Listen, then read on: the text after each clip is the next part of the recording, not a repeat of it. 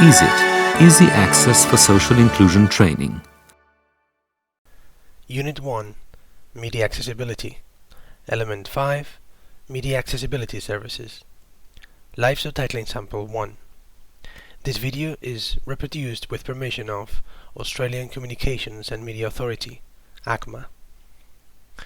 This video includes a 5-minute long video about live subtitling produced by ACMA, Australian Communications and Media Authority.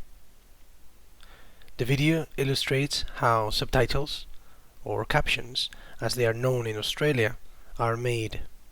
It focuses specifically on live subtitling produced by re-speaking and by stenography.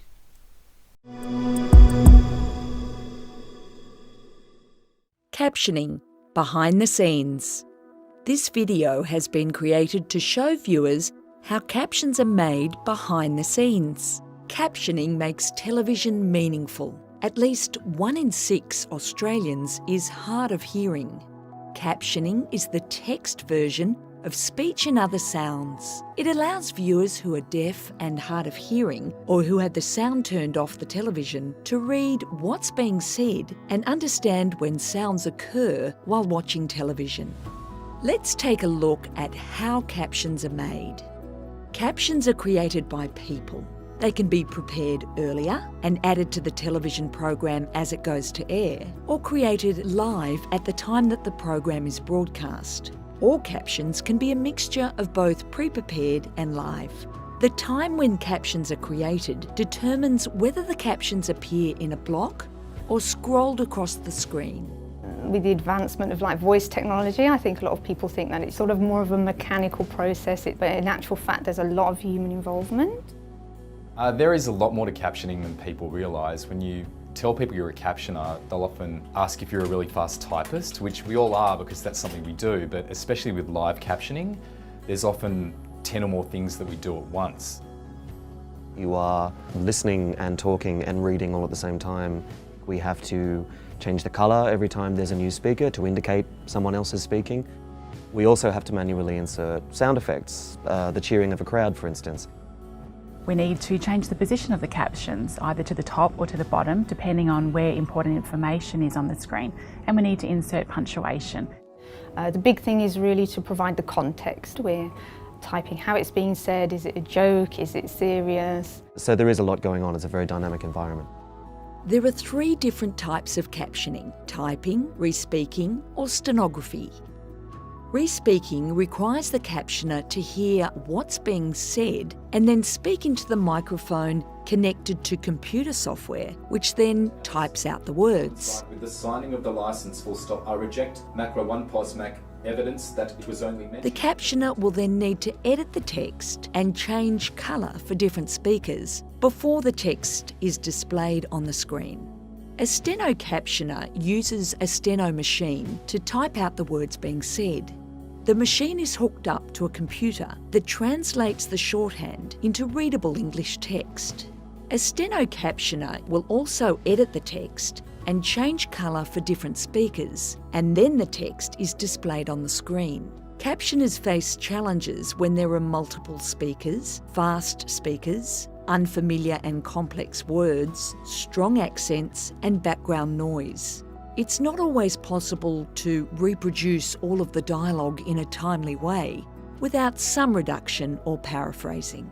Why can't Australian broadcasters use overseas captions? Sometimes we can use the overseas caption files, but sometimes they're missing some content, they might be in the wrong format. Often there are rights issues, intellectual property rights issues, so the files can't be transferred between users. The costs and the time that play into acquiring those files just make it cheaper and easier to do it again. Why are live captions used on pre-recorded programs?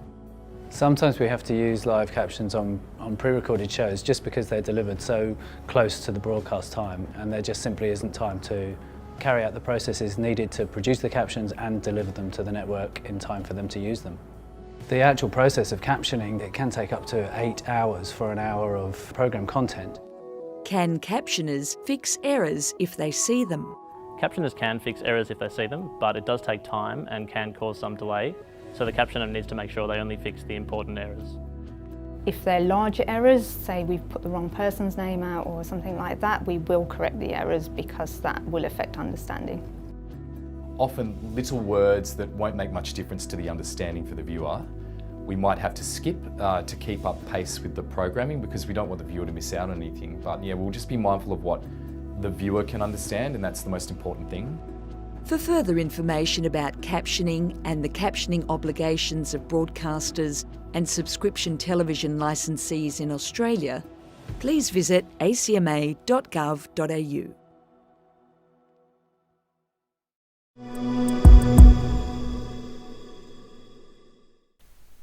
Credits, title, captioning, behind the scenes, producer, ACMA, year of production, 2017.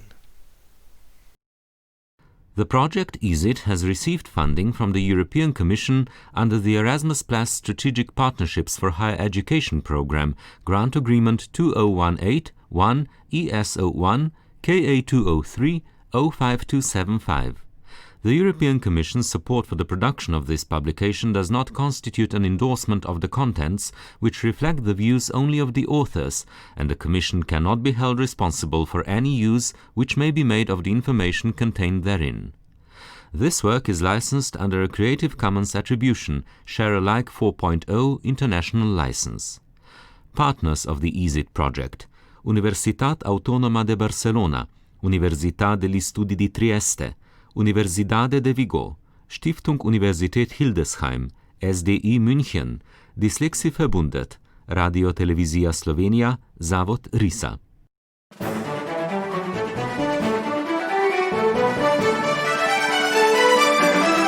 EASIT, Easy Access for Social Inclusion Training.